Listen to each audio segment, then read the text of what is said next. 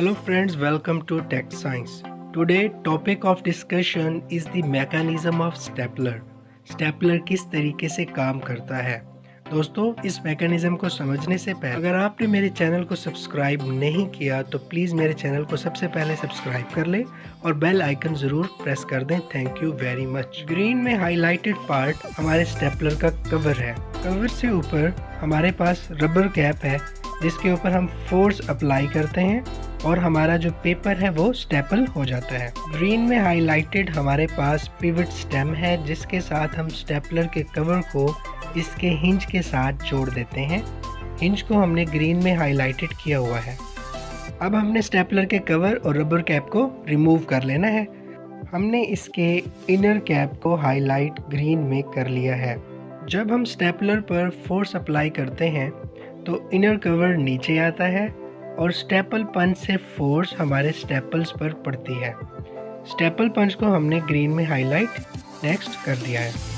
अब हमने स्टेपलर का नेक्स्ट व्यू लेना है ताकि हम बाकी पार्ट्स को भी देख सकें। हमने स्टेपल पंच और इनर कवर को रिमूव किया और अपने मॉडल को जूम कर लेना है हमने। इसके बाद हाईलाइटेड पार्ट हमारे पास स्प्रिंग गाइड है। स्प्रिंग गाइड का काम हमारे स्टेपलर की स्टेपल्स जिनको पिन्स कहा जाता है उसके ऊपर फोर्स अप्लाई करना है। जिसके नीचे हमारे पास नेक्स्ट हाईलाइटेड प्रेशर शटल है। प्रेशर शटल का काम स्टेपल्स के ऊपर प्रेशर डालना होता है।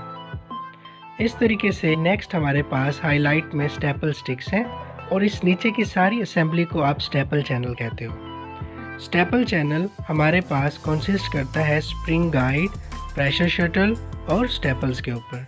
नीचे ग्रीन में हाईलाइटेड हमारे पास बेस प्लेट है और बेस प्लेट से नीचे हमारे पास रबर बेस है।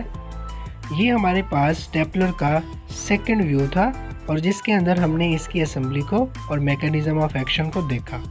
अब हम स्टेपलर का नेक्स्ट व्यू लेते हैं। मैं स्टेपलर को हमारे मॉडल में 360 के ऊपर रोटेट करके आपको दिखाता हूँ कि किस तरीके से स्टेपलर के अंदर बाकी पार्ट्स एक दूसरे के साथ जुड़े होते हैं और किस तरह से हमारे पास ग्रीन में हाईलाइटेड रिवेट है जो स्टेपल प्लेट के नीचे होता है। इसका काम पिन्स को मोल्ड करके मोड़ देना होता है। अगर हम स्टेपलर के नीचे की रबर बेस को रिमूव करके देखना चाहें तो हम देख सकते हैं कि नीचे भी हमारे पास किस तरह की असेंबली है।